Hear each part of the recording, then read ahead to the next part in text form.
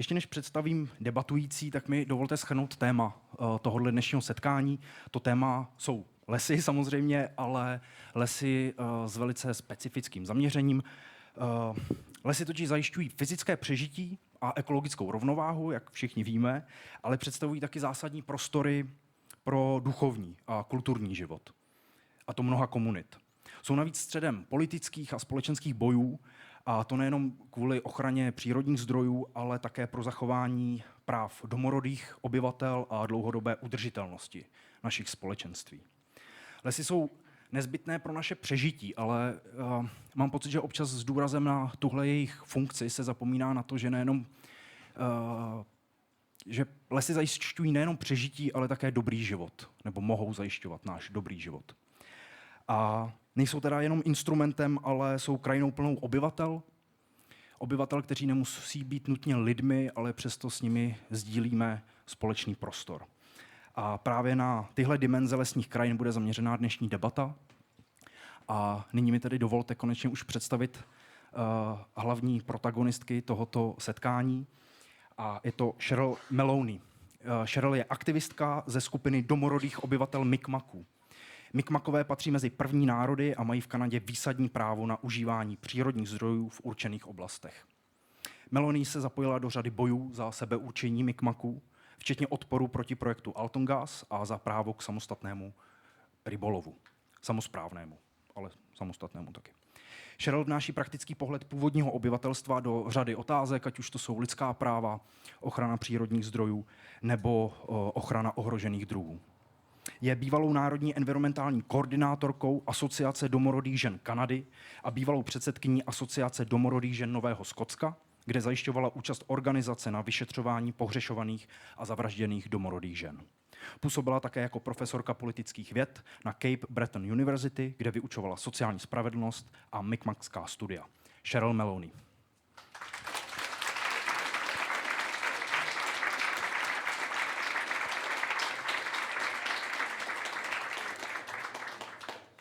A další debatující je Hana Nováková. Hanka je režisérka, indoložka, etnozooložka a publicistka. Vystudovala bengálštinu na Fieldě, zmátli ty zkratky. Na FFUK, dokumentární tvorbu na FAMu a mezioborové doktorské studium etnozoologie. To už je bez zkratky. Ve své tvorbě se zabývá především vztahem člověka a ostatní přírody. 5 let působila ve stálé redakci publicistického environmentálního pořadu České televize, Občanské noviny. Spolupracuje s Biologickým centrem Akademie věd, časopisem A2 a etnobiologickým sborníkem Pandanus. Tlumočí z bengálštiny uprchlíkům z potápějícího se Bangladéše. A v nedávné době dokončila, dalo by se to asi tak říct, že dokončila celovečerní filmový debut Emust s posvátnými losy a právě Cheryl Maloney v hlavní roli. A ještě než přejdeme k tolku, který má Cheryl přednést, tak bych se zeptal Hanky, jak vlastně došlo k vašemu setkání, čím to začalo a jak s tím souvisí losy a Ji.hlava.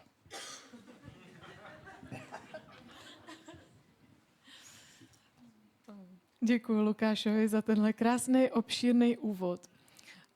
To, že Cheryl dneska je na Ji.hlavě, absolutně úzce souvisí s Emust. Jestli to tak můžu říct, tak náš film, vlastně náš procesový film Emust, který jsme dělali 7 let a nedávno jsme ho dokončili, tak objevil Cheryl. Bylo to skrz kauzu. Náš film je o tom, co znamená zvíře jako duchovní totem, na příkladu posvátného losa. A já jsem objevila posvátného bílého losa v Kanadě, kterého bílí lovci zabili a ukázalo se, že původním obyvatelům národu Mi'kmaqů to rozhodně není jedno a že udělali obrovský krok, aby dostali posvátná totemová zvířata do kanadské legislativy celonárodní, což hezky uzavíralo náš film. A tak jsem se rozhodl, bylo jasné, že takhle náš film končí. A tak jsem se rozjela za Cheryl a zjistila jsem, že u Cheryl to teprve začíná, že bílým losem to zdaleka nekončí A náš film je teď dokončený, to je esenciální část toho, akorát čeká na svou mezinárodní premiéru, takže teď není na Ji.hlavě. Nicméně Cheryl má tak bohatý záběr na téma přehodnocení rozmanitého současného vztahování se k přírodě, že nám připadalo s celým naším štábem, že je geniální představit jihlavskému publiku samotnou s těmi velikými znalostmi a s tímhle záběrem ještě před naším filmem, který uvidíte až někdy asi příští rok. Ale film už žije svým životem akorát mimo naše hranice. Děkuju. A teď už předávám slovo Cheryl a tomu, co vám má říct.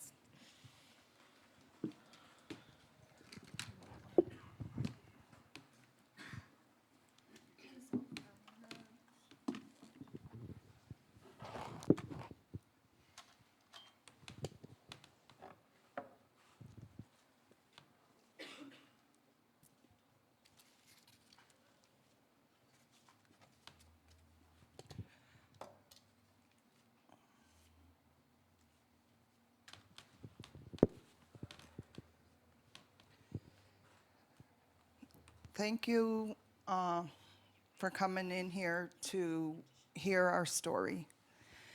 Hana talks about how this sacred white moose, how she found it and found this connection to us. And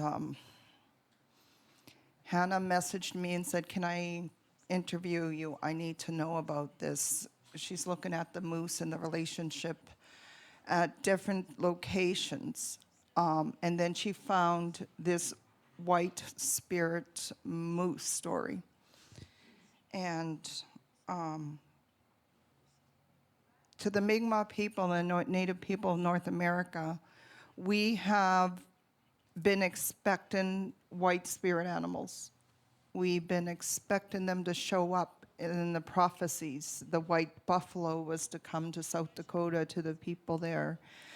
So when the Mi'kmaq people, we don't have a buffalo. The moose is our biggest source of food and sustenance on the land.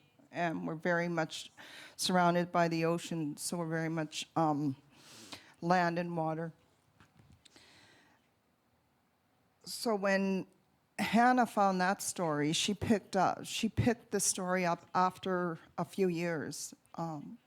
We found my son was a hunter, and he seen the white moose head, not the body, the head, the trophy, in the back of a truck. And it was on his social media, and nobody picked it up. But because of the work I do for missing murdered women and other things, I had a lot of journalists on my social media. And that struck a painful chord for First Nations people all over North America. It became the #1 story for indigenous people in Canada and US.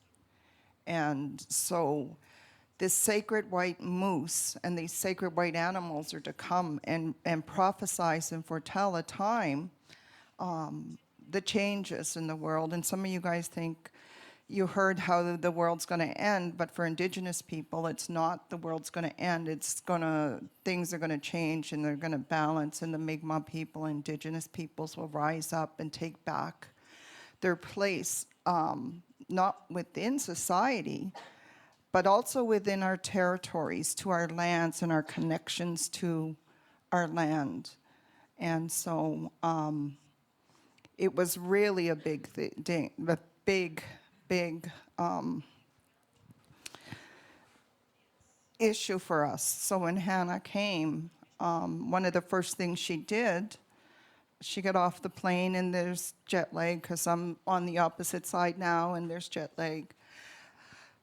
But we were marking a day in history, and a time in history where we were recognizing all the Indian children that were taken from their families and put in Indian residential schools by the Canadian government.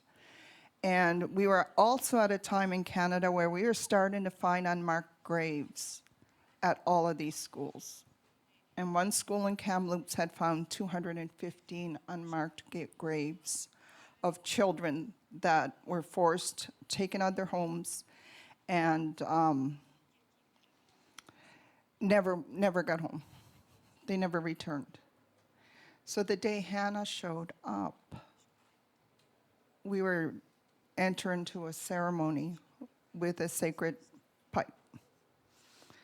And the pipe keeper offered Hana and the girls to come, but Hana was the only one able to come in because of the protocols and stuff. So Hana was the only one there. And we're on top of the hill where the residential school is. And the children, the pipe ceremony was for the children. And it's rare that you go in a ceremony. You only go in ceremony if you're meant to be in ceremony.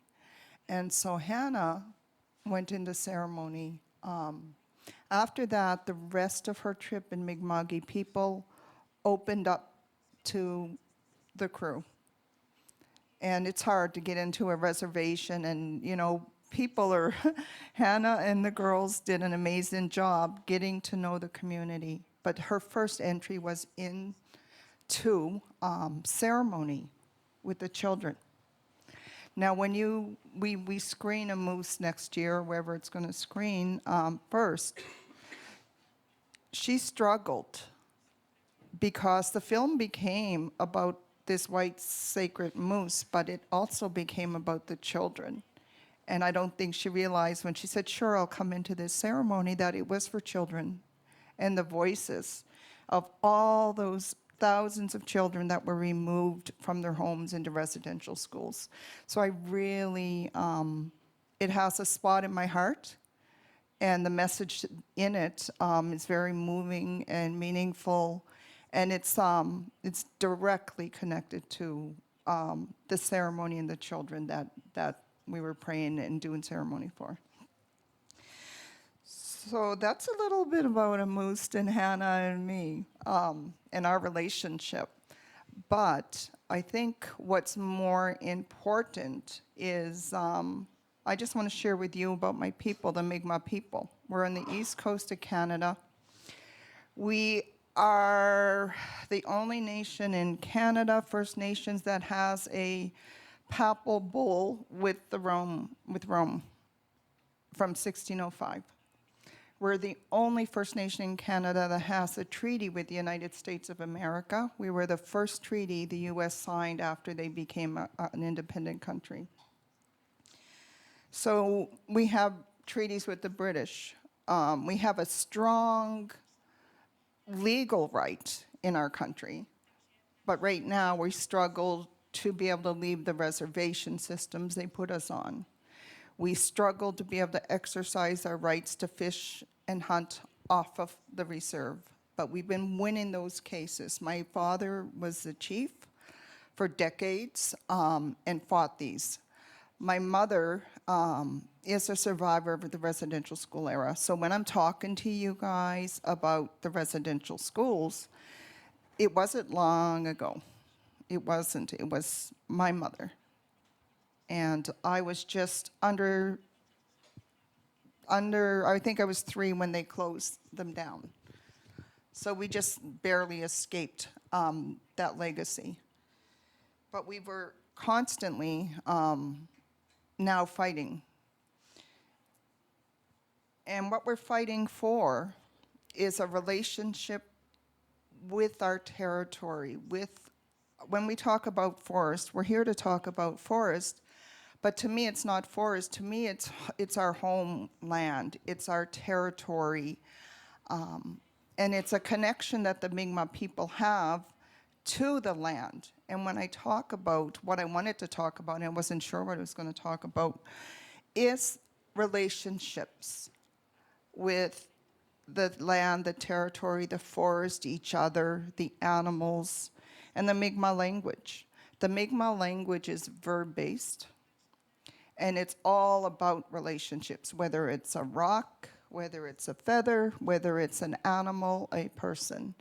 Now, I smudged, this morning I smudged a few people, and I was talking to a lovely lady at lunch, and she says, we're not connected. We don't have this connection. You know, maybe I'll sleep in the forest some night. But every one of us have a connection. We all have a soul. We all have a soul. We have a relationship with each other. We have a relationship with the water, the rocks, everything.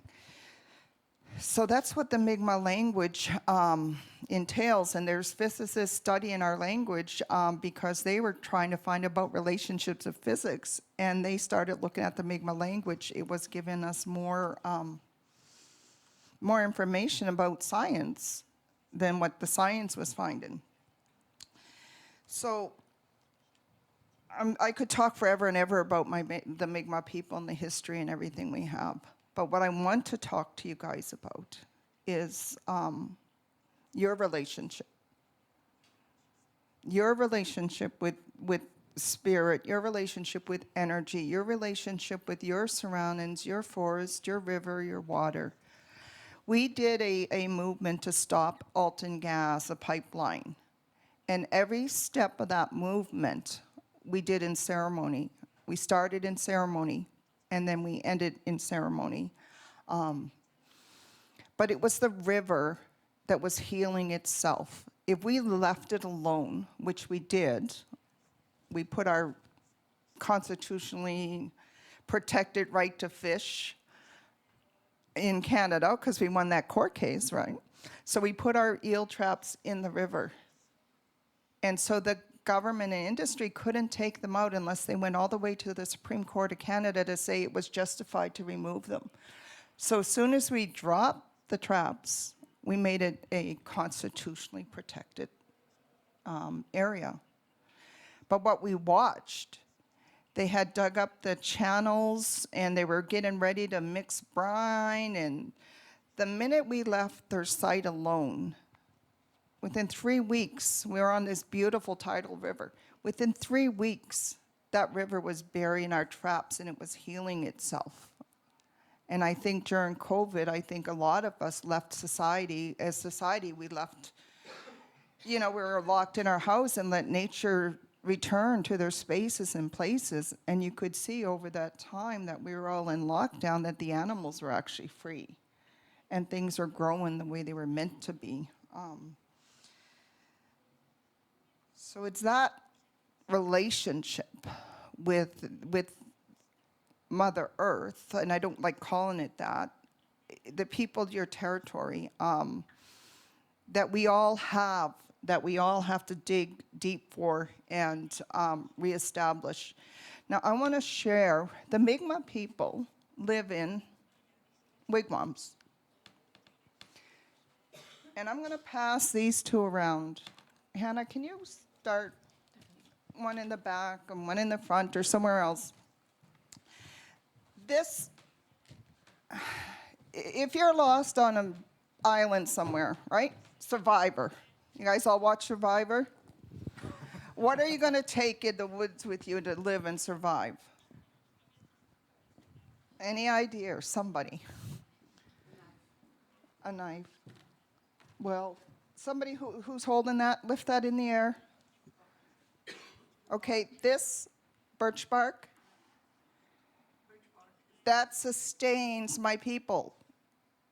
We build wigwams, and we live in there all winter long. We build canoes that go ocean-barren canoes, and we harvest whales. Then we come and dig out our tree, and we burn it out, and we make our whale soup. So we have so much omegas going all the time. We got these beautiful, healthy whale omega oils. That was our main diet. We weren't drinking water all the time. We could sustain ourselves with a piece of birch bark, a tree, one of the trees in Mi'kma'ki. But our ancestors and the Mi'kmaq language, and this is important, without the Mi'kmaq language being saved, we will lose that connection to that way of life. And all the teachings that go with our world is in our language and the land. Our children that were removed from the residential schools, we were not allowed to share that language for generations. We were speaking English. So I'm going to speed up here, because I know we're on time. We're going to talk, and I'm going to share the platform with you. We, as a nation, were put into reserves. We're not allowed to hunt and fish off the reserves. We couldn't sustain ourselves. Our children were removed and put in residential schools. Their hairs were cut. And in the Mi'kmaq world, you cut your hair, it's the biggest insult. And I believe in the Vikings, it's very similar. If you cut their hair, you could be killed for it, right? So our hair of our children were cut. Their language, they were in dorms. They weren't allowed to see their brother on this side of the dorm and their sister here. So I'm going to rewind you guys now, or fast forward you to 2013. My sister and I, my son, we realized that the Mi'kmaq created hockey sticks from these roots of trees. And people were saying that they created hockey. And there was an old Mi'kmaq man, he said, he wrote into the newspaper in 1930, no, they didn't create hockey. The Mi'kmaq have always had this game. So we're like, there's this story. We wanted to follow up. My son's a hockey player. I'm a hockey mom, a new one too. So all of a sudden, we're working on this documentary film on the Mi'kmaq, the creators of hockey. And we finally decide, and this takes about 7 years. Everything that's heart and passionate and sacred is going to take about 7 years, which is a normal cycle for indigenous peoples too. Your life changes every 7 years. Things have a lifespan. So with the hockey sticks, we one night we said, let's find out who this old Joe Cope is. Who's this old guy that, left his wigwam? He's a hunting guide. He's a well-known Nova Scotian. Who is this guy? So my sister and I it's a cold fall night, winds blowing, rain. We sat down, we have our research, and we start looking through, and on page 36, there we were, girl, child, Maloney. And we thought, wow. It wasn't just wow, it was like, oh my God, wow. How could we lose those stories? How did we lose the connection from my great-great-great-grandfather to today? And in that moment, I looked at my sister, and I'm a little teary-eyed here. They took our children. They took our language, and they took our stories. And I think that is why it's so important to be sharing these stories and telling these stories. And we have a little, it's a film that we did on our own. Little camera, my son, the three of us did it. So when Hana shows up and wants to share this story with us, it wasn't accident. It was a white spirit moose that brought us together. And it was a ceremony with the children that made it into her film, whether she wanted them to or not, that we're here, and why I'm so honored to be involved in such an amazing film festival with so much stories and life and history, and we're sharing. You guys are sharing with me, and we'll be sharing with you next year. Hana, you have something? Yeah, I absolutely do. Já budu mluvit česky. Já nevím, jestli je to vlastně jasný dost, ale příběh s hokejem, který zdánlivě může působit absolutně disparátně, a to ono se odjakživa ví, říká se tomu u nás tím nesprávným slovem, že Indiáni vynalezli hokej. To, že to byli Mi'kmaqové, já jsem netušila, měl lhostejný hokej absolutně, ale a jsem z hokejové země, kde Čechy spojuje totálně hokej, takže jsem byla totálně potěšená, že to vynalezli Mi'kmaqové, ale to bylo moje jediný pouto. Ale co mě zaujalo absolutně, byla ta historka s těma kořenama. Mi'kmaqové měli první hokejky z kořenů stromu.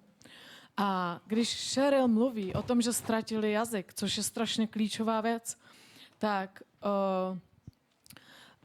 jejich spousta a tak se v tom ztratila jejich historie. Děti přišly o jazyk, ale přišly i o svoji historii, která byla orální, což vidíte na Cheryl trošku, protože ten čas, který my máme hrozně vymezený, je úplně proti orální tradici, která jde prostě do nekonečna podél ohně, tak jak to přirozeně plyne.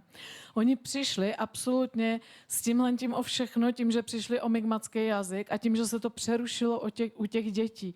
Ale to, co se začalo dít ve chvíli, kdy ty rezidenční školy začaly být zakázány a ty děti znova byly daný jim nazpátek, bylo to, že oni channelujou, a tady je to strašně spojený s ezoscénou, oni channelujou svoji rodovou historii, která znova se začal vyučovat mi'kmaqský jazyk a ten je ale zachycený třeba v geografických názvech míst podél řek, v geografických názvech celého toho regionu.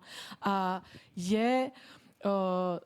ale to, co mi řekla Cheryl o hokeji, tak mi řekla, kořínky našich stromů nám zprostředkovaly tu historii toho hokeje, takže to není jenom ta historka, kterou Cheryl zmínila, což je to, jak oni dělali normální západní výzkum, že šli skrz články, staré noviny a tak a dočetli se, že vyloženě s jejich rodinou souvisí ta historie toho hokeje. Ale jiná historka, kterou říká, jsou ty kořeny těch stromů, který v sobě drží historii toho hokeje a to, jak Mi'kmaqové s tím hokejem přišli. A když řeknete, zdánlivě se zdá, že když řeknete tu historku v západním světě, tak si spousta lidí bude klepat na čelo. Ale ve chvíli, kdy si to rozanalyzujete, tak zjistíte, že dneska už vlastně populární věda typu Peter Wolleben anebo Suzanne Simard z Kanady.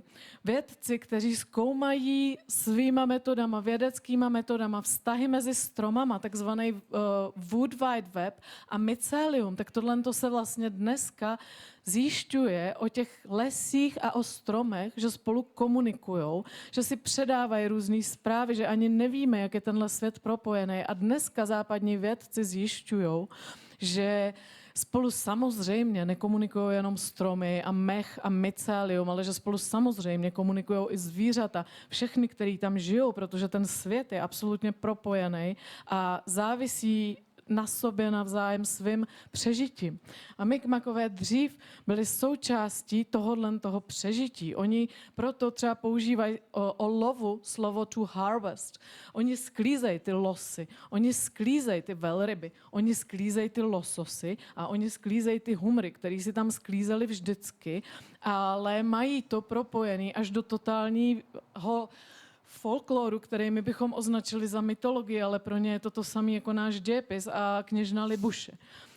To, jak k ním přišel los v zimě a vydal se jim šanc a oznámil jim, že on je to zvíře, který je nakrmí v zimě ve chvíli, kdy se musí stáhnout z toho pobřeží a nemůžou lovit na moři v těch svých březových lodičkách. Takže los je to zvíře, který je udrží naživu, zatímco ty velryby je udrží naživu přes léto a potom tam máte ty lososy, což tady, nevím, kdo jezdí, když jezdíte na Ji.hlavu častěji a zažili jste Davida Abrama, tak David Abram strašně krásně mluví o tom té cirkulaci lososů skrz řeky, který se vrátí nahoru do lesa, k prameni, do svých rodišť, aby zachránili, aby nakrmili celý ten ekosystém lesní a potom odpluli znova do moře a propojují se tam ty velryby a ty savci z toho lesa a migmagové vlastně jsou propojený se všema těmahle zvířatama, ale zároveň oni vědí, že musí udržovat tohle svoje jídlo, protože se chovají asi jako my si taky nepůjdeme podpálit supermarket, protože asi,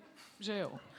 No a oni se takhle ale chovají k přírodě, protože tohle je jejich supermarket, akorát, že k tomu mají uctivější vztah než my, kteří jsme už z toho balancu vyšli. Takže zpátky k Cheryl. Když Cheryl je dneska tázaná na tady, já jsem strašně ráda, že Cheryl je představená českému publiku, že s ní vyjde teďka spousta rozhovorů, článků, protože, a jsem strašně ráda, že ta věc není vlastně kurátorovaná mnou nebo jenom mým filmem, protože přicházejí jiní lidi a máte jiné otázky než já a ty návody k tomu, jak se zachránit v klimatické katastrofě, jsou přesně zpátky u těch původnějších národů, který vždycky věděli, že tenhle průšvih přijde, oni jsou zařízený. Cheryl vám to teďko názorně řekla, nejenom, že věděli, že ve chvíli, kdy přijdou bílí zvířata, bude to strašný průšvih, bude krize, ale když novinářstvo položí Cheryl otázku potom,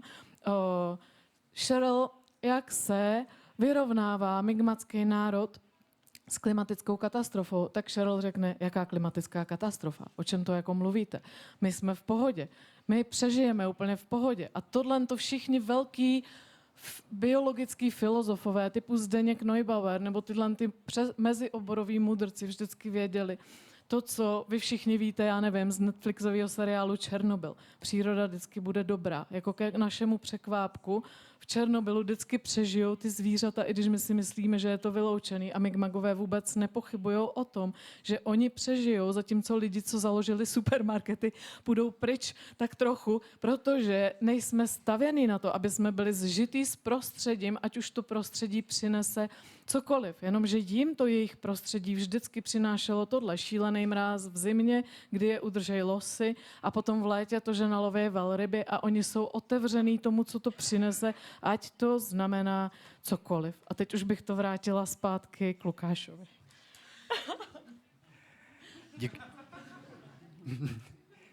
Děkuju moc oběma za sdílení těch příběhů. A já to musím asi říct. Já jsem si totiž uvědomil, když Cheryl vyprávěla, že u nás v rodině se traduje příběh z historie naší rodiny. Můj děda byl sedlák a během kolektivizace jim všechno vzali a vyprávěl se příběh, že vlastně tam v okolí na té vesnici se pohyboval bílý jelen, o kterém se vyprávělo, že se nesmí střílet a dokonce i ty komunistický papaláši se báli ho střílet, takže ten bílý jelen tam vlastně jako skoro jedinej zůstal nevylovený. A to mě vlastně přivádí k tomu, o čem jsme se už bavili ještě předtím, než jsme se tady potkali. A to je vlastně moje otázka, možná nejdřív na Hanku, pak na Cheryl, jestli my lidi tady v Evropě máme nějaké podobné duchovní dědictví, tradici, vědění, na kterou lze navázat. Aby vlastně to nebyla kulturní apropriace, aby z toho vlastně nebyla fraška, pokud jako se to bude přejímat odinut jako bez nějaký hlubší znalosti, jestli máme na co navazovat. No, já si myslím, že je to strašně komplikovaný, ale že to nějakým způsobem máme. Rozhodně. A Polenka Rychlíková, já mám strašně ráda ten houbový film. Češi jsou výborní houbaři. My o sobě víme, že jsme, nebo Kozelka původně, že Češi jsou například výborní houbaři. A i když máme monokultury a tak si myslím, že třeba vztah k Čechu, k lesu je strašlivě silný. Je zachycený v naší metaforice, je zachycený v naší hymně, je zachycený ve všem. Já vlastně třeba věřím, že každý národ i v pozdním kapitalismu se vztahuje k nějakému tomu svýmu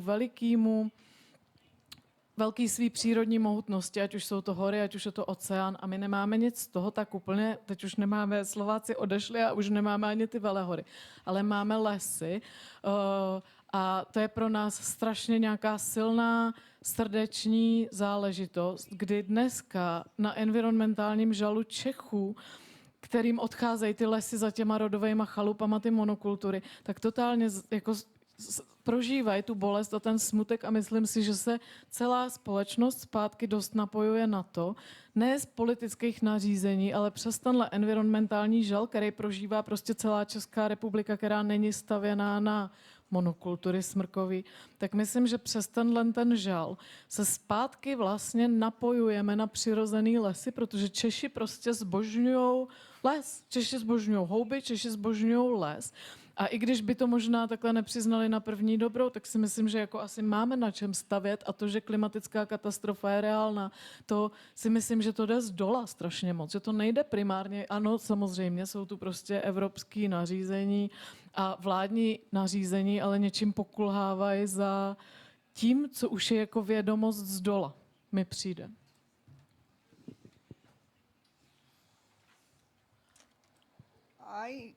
I believe that each and every one of us have what it takes to survive. But it's not going to be, the Mi'kmaq can't help you. My relationship and my territory is tied to where my blueberries grow. The trees that my ancestors, they know every word, the Mi'kmaq word for every tree in the forest, and the relationship it has to us. Its purpose, not that's a green leaf. No, that's a leaf that brings medicine, or this is, when the fireflies come out once a year is when we go to get the bark. We cut it and it just comes off. But if you try any other time of the year, it's not going to come off. You'll get pieces, it won't happen. But that one time a year, and that's the connection to the territory, to the people, to the land, to the relationship. Now for you, in order to connect to your people, your land, your history, you have to look inside. I have sage here. If anybody wants a piece, you can come up, and I'll give you some after. You can just take a little piece. You go out in nature and you burn it, and you cleanse your space, and you cleanse your mind, and you cleanse your work, and you cleanse whatever it is you're going to do. You cleanse your team, your ideas, everything. Cleanse and connect. Not just to the land. The land is the ancestors and the land are ours together, and it may be in your language. I don't understand your language, and I apologize, and you don't understand mine, and I'm okay with that. Because we can learn a language, but can you really learn the language the way, if I learn your language, or if you learn mine, you're not going to learn that ancestral connection. That knowledge of the medicines, the history, the people. We have a place and a wonderful man who went and retraced all the rivers in Nova Scotia and the Mi'kmaq place names. And there's one place where the water falls flying down and they couldn't figure what the name was and why. But it's where they go to remove the lice from your hair. So we have place names for every use and every connection. And so I think all of us have. And so whatever and however you want to connect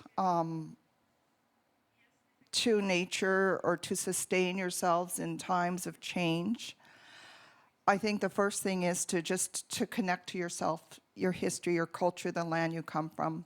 Even if you don't live in the land you come from, because we have a lot of Czech people in Canada. We get a lot of hockey players out there. And I'll tell you, to find out that when I got here, one of the journalists said, this is the hockey capital of Czech Republic.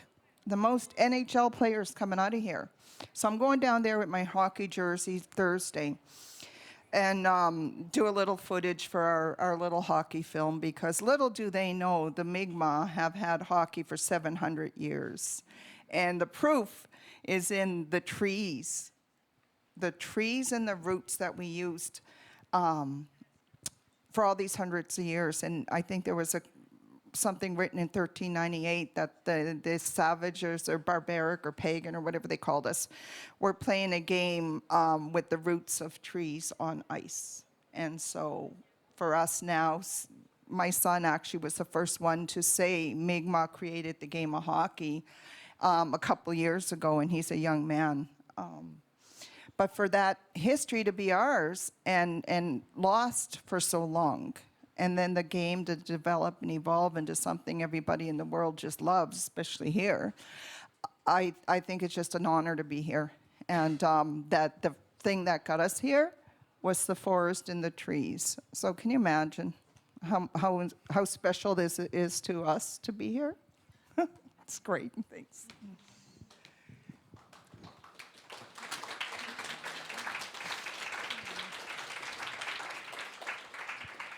Ani ty jsi něco chtěla k tomu dodat? Ani k tomu hokeji? K hokeji já už jsem řekla, prostě to, že ta historie je vyčanelovaná skrz kořeny stromů, to je pro mě asi nejhustší příběh, ale samozřejmě, že se řetězí, protože oni nevěděli, no prostě pro ně je vlastně veliký ten hokej, pro mě není hokej veliký, ale je pro mě neuvěřitelný, oni jsou z něj nadšený, milujou to, protože to je jejich hra, pro mě je fascinující to s těma kořenama. Totálně, že je to prostě vyčanelovaná historka skrz kořeny jak od volebna, kterýho oni nemají, ale jo, jedna důležitá věc. Mi'kmaqové a Cheryl, to vlastně nezaznělo v tom představení. Cheryl je právnička.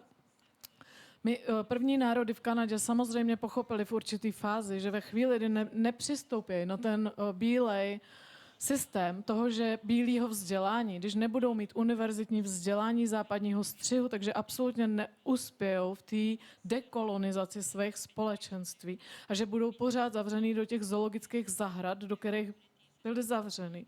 Takže postupem času, čím dál tím víc, a Cheryl ještě byla z té generace, kdy to bylo unikátní, vystudovali západní univerzity a nebylo jich moc. A mají cosi, čemu se říká takzvané dvouoké vidění.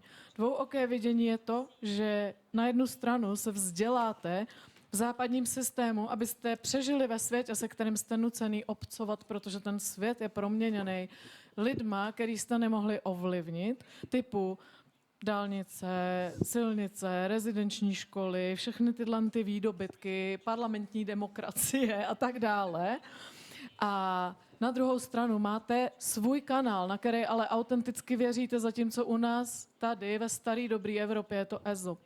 To znamená, channelujete historii.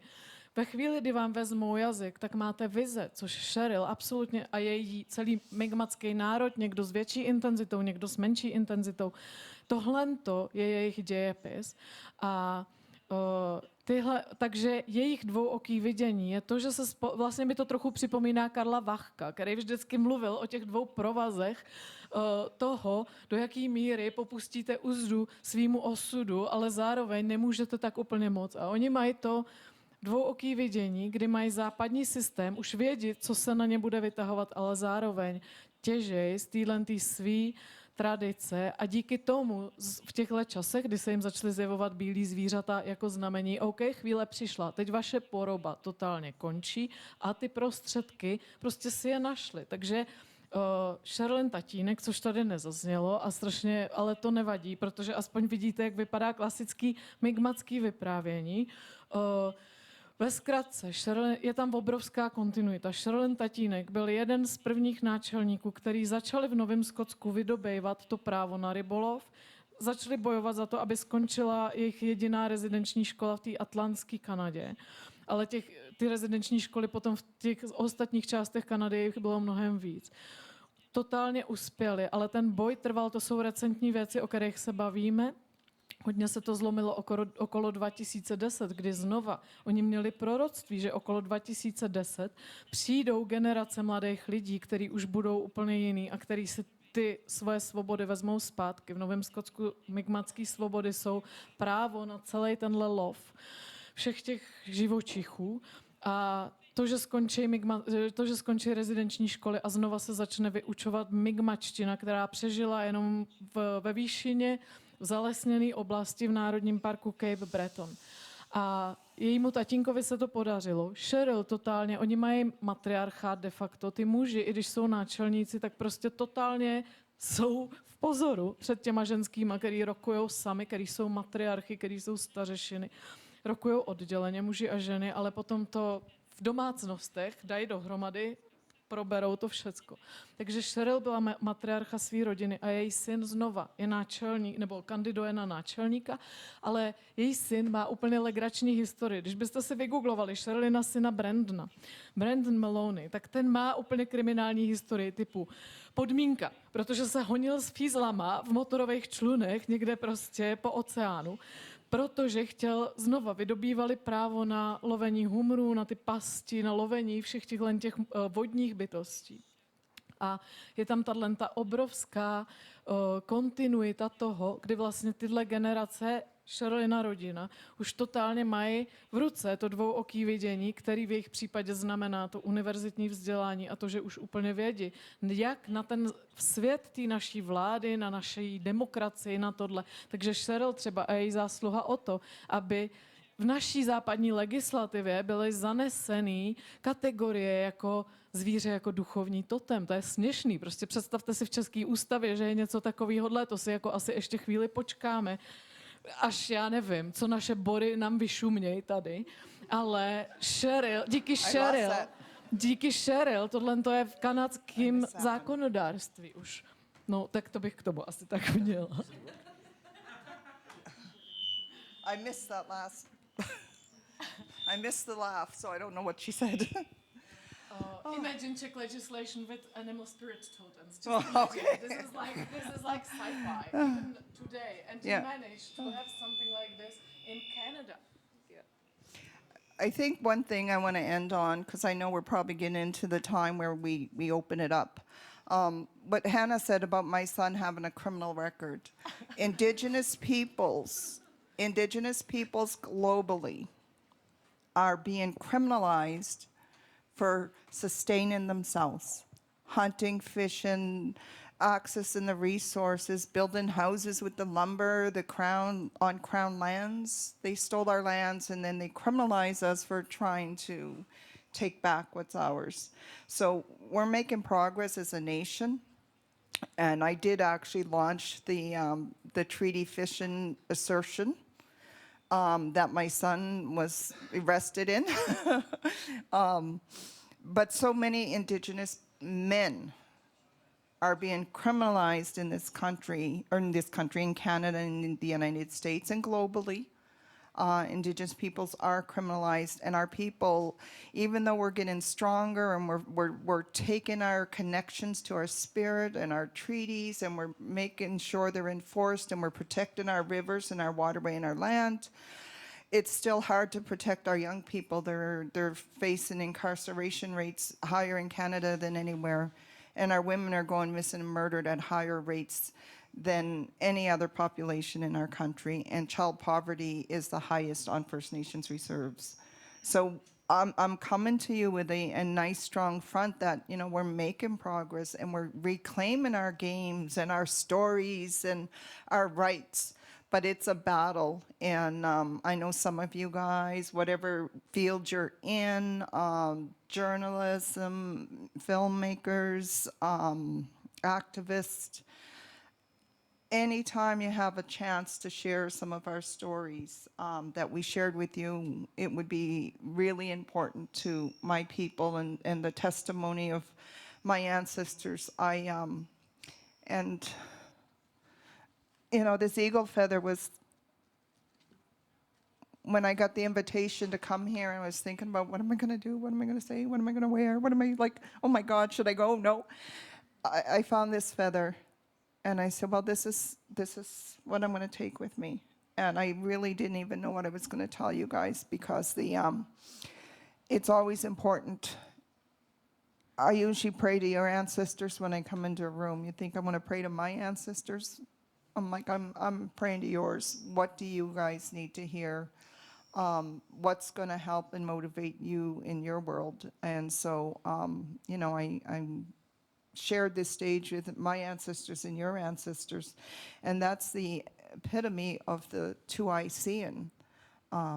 We can do that. We can go back to a better way. We don't need to say, well, the kids are all on devices and we're too far gone. Because Mother Nature, society, and Earth, the earth, the water, it's begging to be protected and cleaned. And that's why we're seeing all the natural disasters and stuff. And it will settle. It will settle when we settle. And that's it from me. I would like to say something about sorry. Já bych chtěla něco říct o tom Olympírku. To mi přijde strašně zajímavý na téma jazyk, protože náš jazyk je vlastně hrozně limitující věc. Něčím je to skvělý právě pro západní způsob myšlení, pro věci jako je filozofie západního střihu, literatura, něčím ta filozofie, my to vlastně známe, já nevím, i z umění, ale když zůstanu u filozofie, prostě třeba Heidegger nebo Nietzsche měli svoje věci hrozně vychozený venku a mluvili o tom absolutně otevřeně, takže i tyhle lidi se vztahovali jako k přírodě, k lesu, k horám a tak dále. Ale ve chvíli, kdy dojde na to, že budeme chytračit, tak máme ten náš kodifikovaný jazyk. A jazyk jsou jenom slova. Jazyk jsou jenom tyhle věci. To, v čem jsou třeba Mi'kmaqové, ale vlastně jako všechny první národy, všichni animisti jiný, je, že k vám promlouvá mnohem víc věcí. A ten jazyk se mnohem víc třeba blíží jazyku filmu, kde mluví nejenom slova, ale nebo jazyku snu vlastně, kde mluví nejenom slova, ale kde mluví stejně silně i obrazy. A ve chvíli, kdy jsme v přírodě, tak to přece nejsou obrazy. Tam už jsme znova svýma celýma smyslama. Tam už jsme všim prostě to, co nacházíme, to, že nás to ohrožuje, třeba někdy taky na to bych vlastně nechtěla zapomenout, protože mám pocit, že třeba ve chvíli, kdy už dojde na lesní metafory, tak už jsme strašně daleko, že je to nějaká romantizovaná třeba představa lesa, ale les, a to stačí jít přesně do našeho největšího národního parku a nejdivočejšího lesa, stačí jít na Šumavu. A ve chvíli, kdy jdete a vlastně jako moc si to nekontrolujete, nemáte apku, neměli byste telefon, no tak se můžete jít zabít, protože tam klidně můžete zabloudit a může se stát vlastně jako dost velký mazec. A může se to stát i třeba v horách, kdy my jsme vlastně naše západní civilizace zredukovala různý bytosti na něco hrozně roztomilého, co jsme si apropriovali svojí kulturou, ať už jsou to, já nevím, zvířata nejsou plyšový zvířátka. A nejsou to naši kámoši z televize. Můžou být, ale vlastně vždycky musíte mít hrozně velikánský respekt, protože je to něco, nad čím, o čem toho nevíte dost. Ve chvíli, kdy jste na Šumavě a neznáte to tam a nejste dost pokornej před tím, než tam dojdete, co to vlastně jdete dělat, kudy půjdete, na co narazíte. Můžete klidně narazit na bažinu, můžete narazit, já nevím, na jelení ří, můžete narazit vlastně na věci, na které si myslím, že hrozně veliká třeba množství Čechů nejsou připravený, protože ty naše monokultury nám třeba nachystaly úplně jiný obrázek o světě, jakože je to bezpečný a v pohodě. Ono zase tak jako úplně není. A tohle to je taky jazyk. Jako to, co vám to přináší, ale ve chvíli, kdy třeba cítíte strach ve velikém lese typu Šumava, tak vás to nutně vrátí zpátky k vašim smyslům a to je totálně taky jazyk.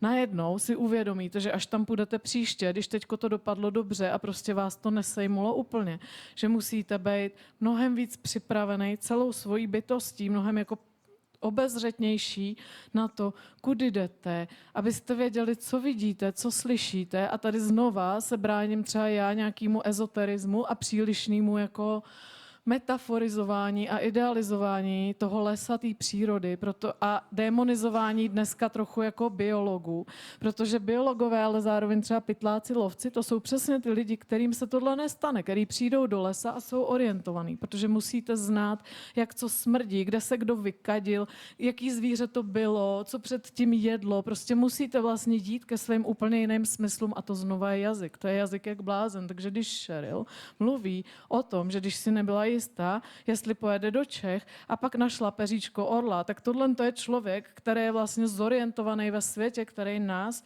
ostatní teprve čeká, třeba s klimatickou katastrofou, kdy tohle to je začátek, my ještě úplně tady nevíme, co to přinese na téma hardcore, ale oni se vůbec jako nebojí, protože oni jsou jako lišky v Černobylu, oni prostě se řídí jiným typem jazyka, který je vlastně v nějakých ohledech mnohem bohatší, byť to není nějaký zapsaný nacistický Heidegger. Děkuji za ten překvapivý konec. Jako přes lišky v Černobylu. No, děkuji. Já jenom mám ještě jednu otázku na Cheryl a pak otevřu debatu publiku.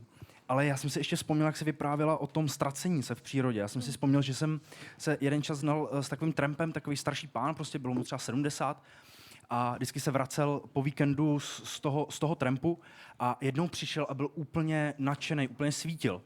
A já jsem mu říkal, tak jaký to bylo teďka o víkendu? A on říkal, já trampuju 40 let a konečně se mi podařilo to, co se mi nikdy nepodařilo. Já jsem se konečně ztratil. A byl z toho úplně nadšený a říkal, že tu krajinu, kterou zná, tak najednou nepoznával a že to pro něj vlastně byl jako vrchol té trampařské kariéry. Takže i když to jako může být nebezpečný, tak si ale myslím, že jemu se stalo to, co si popisovala. Že Češi jsou výborní nejenom houbaři, ale i výborní trampové v těch svých monokulturách. Takže si myslím, že před ztracením by člověk měl dávat pozor, ale taky to může mít ty pozitivní výhody, které jsi zmiňovala.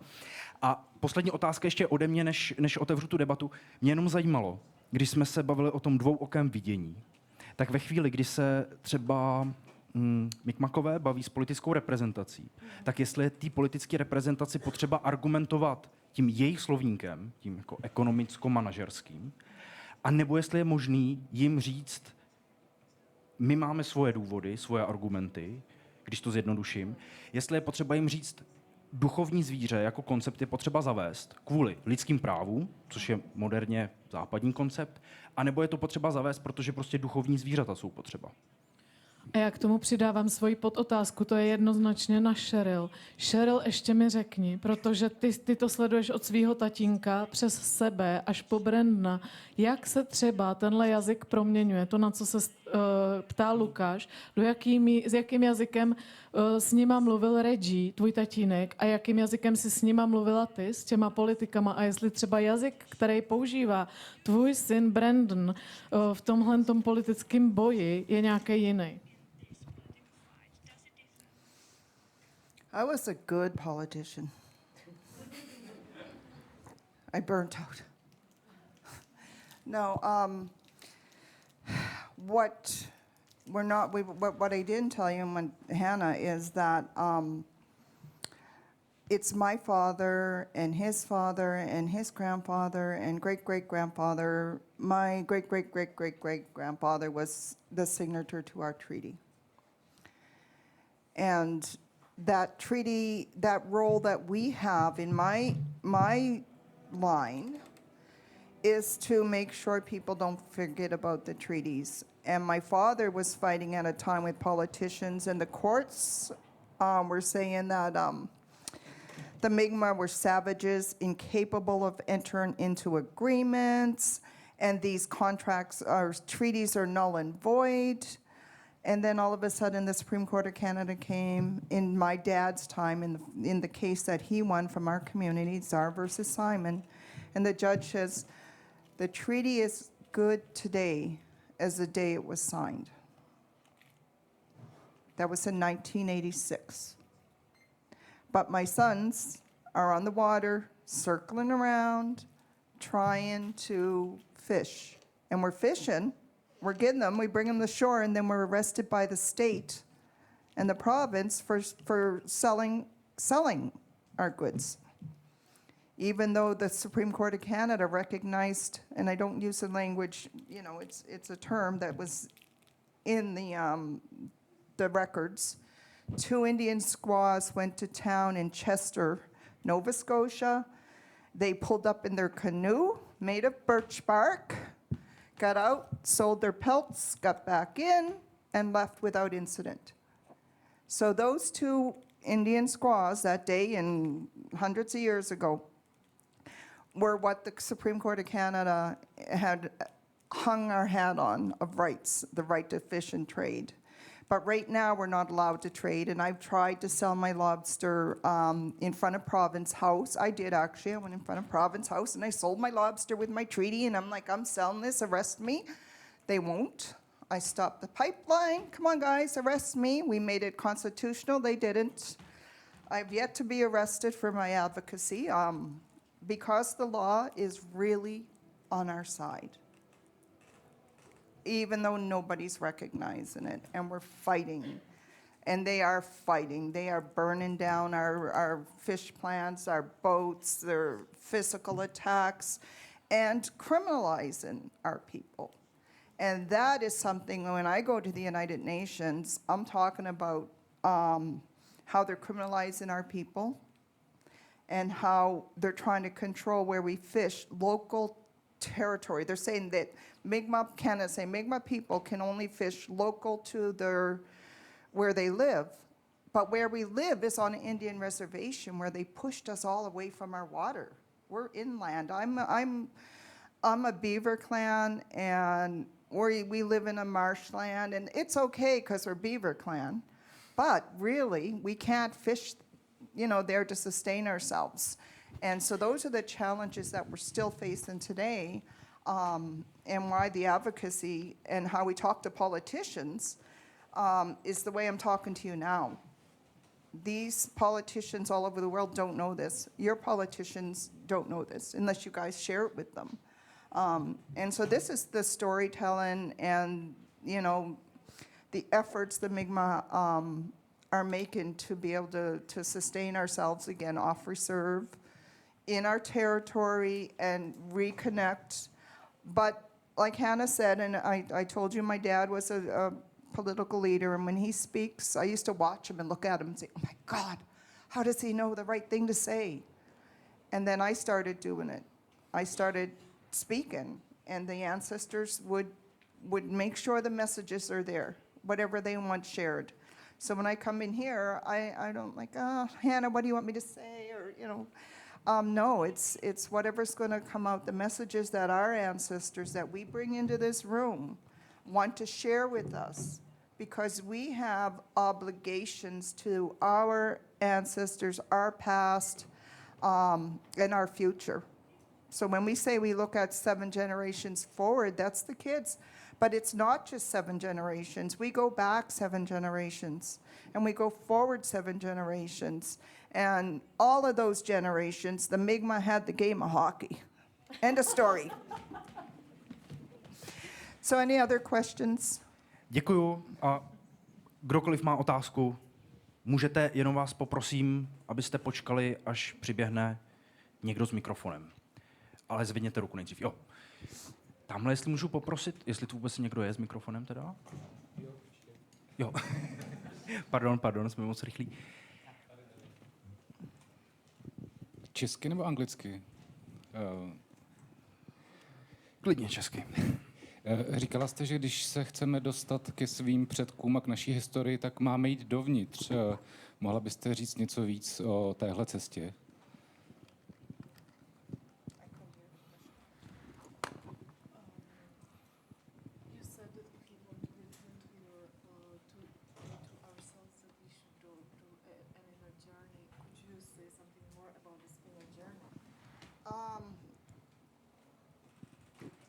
Yeah. Yes, I can. What I do when I was first out of law school, I went to this community, and I was young, and I was a Mi'kmaq, but I had green eyes. And I'm on the west coast of BC. We had first contact, they had last contact. They're darker and shorter, and I'm like, they're going to think I'm non-indigenous, tell them about rights and treaties and issues. And so one of the things I did is I took a little bit of smudge. I smudged myself. I went outside to their territory, and I found a rock in the water, in the spring, anywhere you are, you find that rock. And I held that rock, and I prayed with that rock, and I went in there with that rock. You can feel it. You can feel the energy in the rock. You could feel its heartbeat.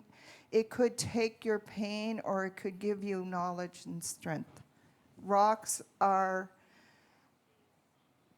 they are part of that relationship. When I tell you that relationship with the forest and the trees and the land and the animals, it's there if you just sit back and listen. And once you get to that point, trust your instinct. The other way is when you're, that time of the day, when are you all the smartest? Tell me when those brilliant thoughts come to you and you're just so like, wow, I got it. I'm going to do this and I'm going to succeed, and it's given to you. The answers are given to you spiritually. It's usually in that state between awake and sleep. Whether you get through there through meditation, get through there being still in the forest, if you get there, no matter how you get there, every human being has this spiritual, you are all souls. We are all souls. And when we get to that point, we'll hear things, we'll feel things, we'll know things, we'll remember things. We will be guided.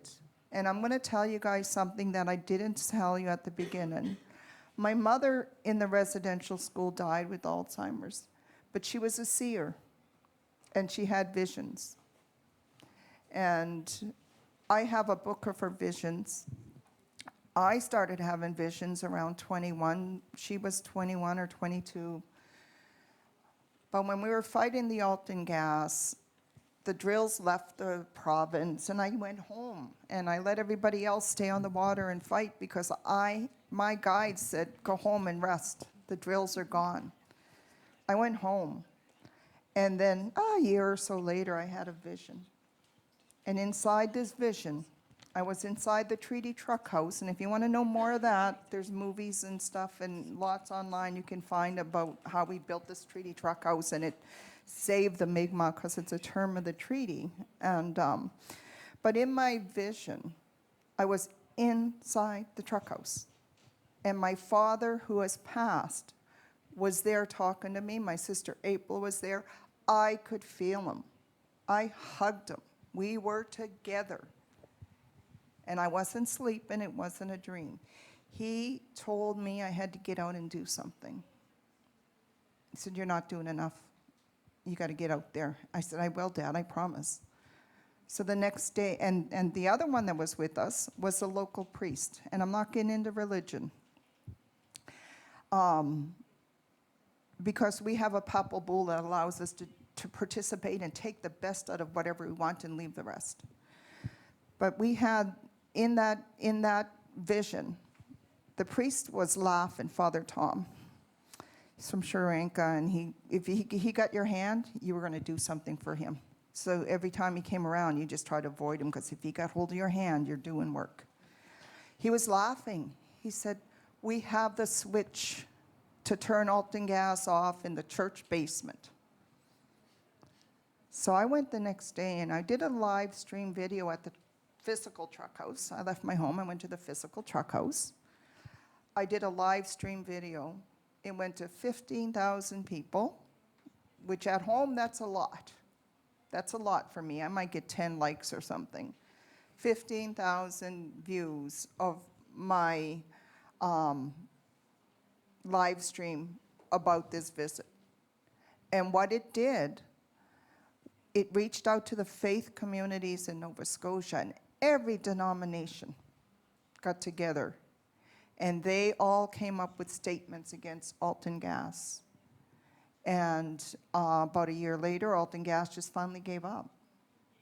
They gave up because it became more than an indigenous issue. It became everybody's issue. But I really believe that the guidance that I got from my ancestors in that state, in that brilliant genius state that you all have. Don't anyone tell me that you don't have it. We're not any different. You're still human beings. Mi'kmaq people aren't any more spiritual than you guys, any one of you. We all have it within us. I was just blessed and fortunate enough to be born in an Indian reservation in Canada and have a mother that went through a residential school and a father whose line's been fighting for rights. I grew up in poverty. We grew up without a relationship with money, you know. But I was lucky. I was lucky more so than people that were born with privilege. And so, and that's it. Nothing else. Děkuju. Další otázka. Tamhle máme otázku, jestli můžu poprosit o mikrofon. Je to teda na úplně opačné straně. Kde se hlásí? Ještě jednou poprosím zvednout ruku. Aha, mikrofon je z druhé strany. No. Já mám otázku na Cheryl, jestli zná film od Scorsese Killers of Flower Moon, kde indiáni zakopou obsidiánovou dýmku. A moje otázka zní, jestli si myslíš, jestli teď je ten čas, kdy se ta obsidiánová dýmka vykope ven.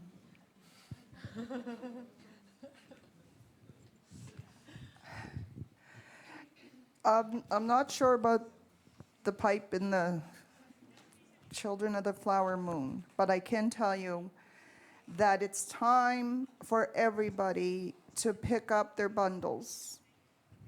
Everybody has to pick up their bundles and make their bundles.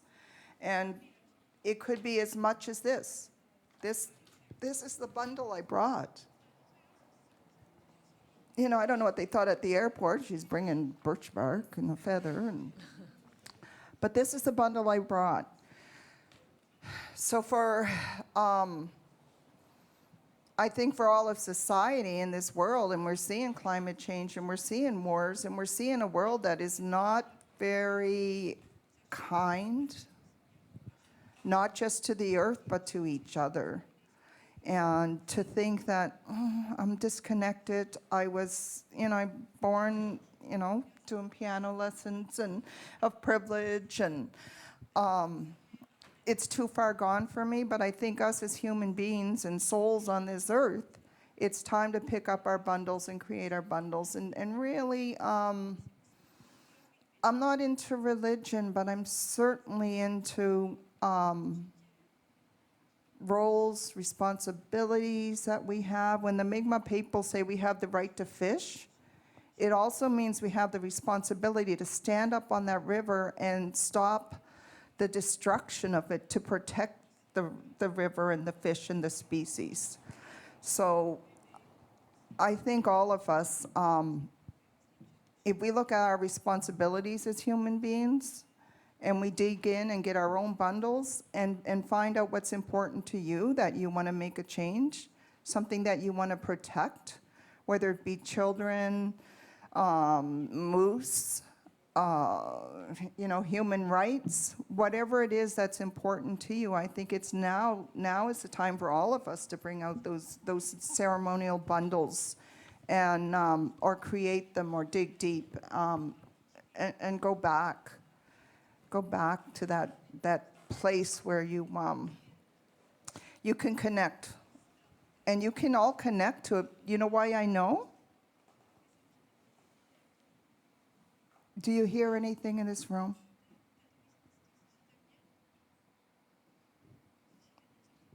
You guys are all connected right now. We in this room are all connected. What a powerful room.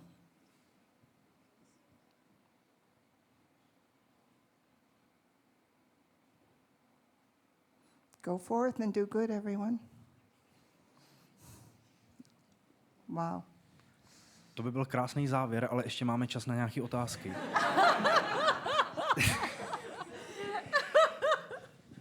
Ano, tak tamhle ještě vidím 2 ruce, jestli se nepletu, ale od 2 různých lidí.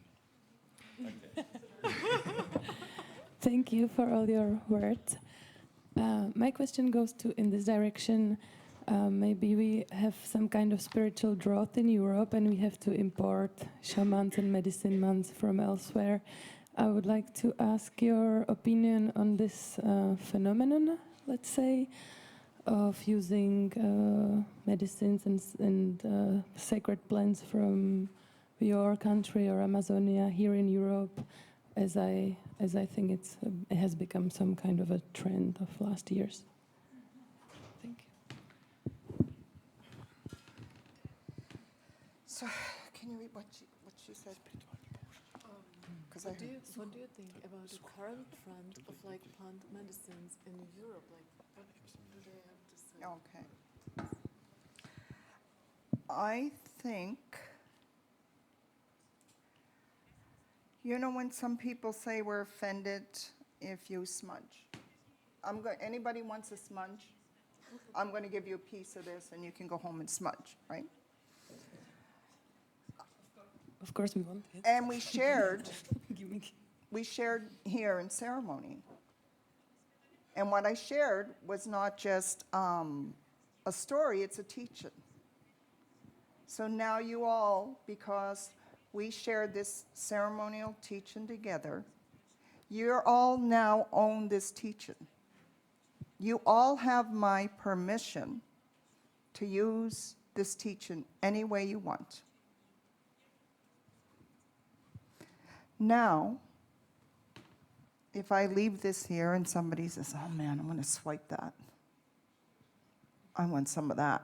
That looks good stuff. That's magic. I'm going to use that. And they take my smudge. And they take my feather. My smudge and my feather's not going to work for you. It will not work for you. When we closed down Alton Gas, one of the things I did is I took cedar and I put it at the entrance to this construction site. They were getting court orders to remove us and everything, and I'm like, okay, fine, we'll go, but we're not leaving yet. I'm leaving this cedar. So I made a path of cedar, me and the women, and it's a powerful medicine. And we put our intentions, our prayers, and I said, nobody is crossing this line that has any ill intent for this river. Nobody. And nobody passed that line. They never got back to work. It was a couple years before they gave up. But they didn't get past that line. But one guy got past. He was working in security the very next night of this. And his security hut was right next to our treaty truck house. And it's another story, the truck house, that I really hope you look into, but it was a tool we used in our treaties. And the guys in the truck house that were holding the front lines, they were looking over at the security guide and the light was on. You could see him inside and then he just fell. He just fell. He collapsed. So our guys ran over and saved him and called 911. So they went into the, you know, the forbidden construction zone to save their guy. And he had carbon dioxide poisoning, and our people saved him. But that was all. He's the only one that passed. But there was no ill intent or harm. So what I'm getting at is whatever you want to use and learn, I would suggest you learn about it, you honor it, you harvest it if you can do it yourself, or get the teachers. Because the medicines that Mother Earth gives us are intended to be medicines for us. The Mi'kmaq didn't need any medicines. We didn't have nothing. We had birch bark wigwams and the most amazing engineered canoes. Like, they were amazing what we could do with this. This knowledge was gifted to us from the land, the territory, the animals, the plants.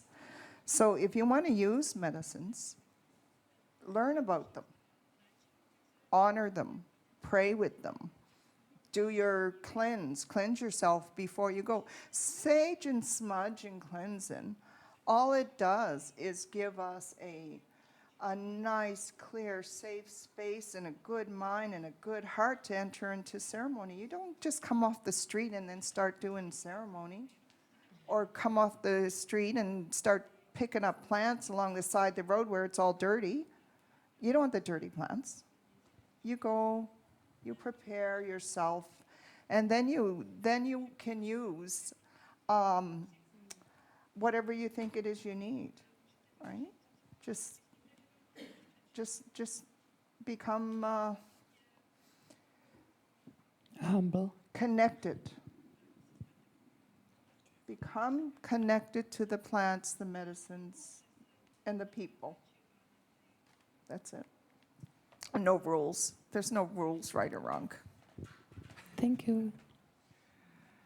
A ještě poslední otázka, tam byla, pokud dobře vidím, ještě jedna zdvižená ruka. Jo, mikrofon už tam je. Tak poslední dotaz, prosím. Well, first of all, I'd like to express the gratitude for you coming here all this way to share your story, to share your experience and the message. It's a great honor to have you here, and I would like to express this gratitude knowing that you've been fighting in those front lines for generations. And at the same, this brings me to another sensation of guilt and rage I feel, because I feel connected to the system that is very violent, has been very violent, it is very violent. It keeps annihilating indigenous people in many, many places as we speak. So I'm trying to reconcile it, and I think we all in our own way should somehow reconcile it, and maybe it should lead some action. And here I'd like to express a hope. Rights of nature are here and they will stay. In Europe, France, Spain, in Germany, it's being investigated how to introduce the rights of nature, the one you represent, the one that managed to be integrated into New Zealand legislation and so on. And I'd like to plead to everyone in the room. It's up to us to make it happen in Czech Republic as well, as fast as possible, through cultural action, through activism, in whichever way we can. I love what you're saying, and I think I got to jump in on this one. I spoke in Washington, D.C., and Alton Gas, the pipeline I shut down, moved to Washington, D.C., and so the people in Washington are struggling with this company, and companies have no soul. We all know that. There's no influence over the stockholders, right? In the companies and the stockholders, there's no influence. So we could stand on the front lines all we want. What I did recommend, and what came out of that conversation, is how the Mi'kmaq have a right to fish, but that responsibility to it. And what happened in the world with the corporate takeover of companies and development companies is that it's now owned not by people, but by stocks and money. So there's no heart, no soul, and no punishment for these companies, right? Stocks go up, stocks go down, people buy and sell. In Washington, they are tied to a 1807-something charter given this company, Washington Gas, the right to provide gas in perpetuity. And they said, well, we can't do nothing about it because of this charter. I said, has the charter been opened? And they said, yes, once for the company. I said, well, you open that charter again. You open that charter. And as citizens of the world, this is a global challenge, citizens of the world, we need an energy Bill of Rights. So if we want to lobby, it's for an energy Bill of Rights that will get human beings' foot in the door, and the stockholders and those old charters and those things out. And so when we say what can we do, it's to demand a democracy over where your money, your taxpayer money's going, and the energy that you're using. So in Washington, they're building all this old infrastructure for fossil fuels, and the people are in disagreement with it, but there's nothing.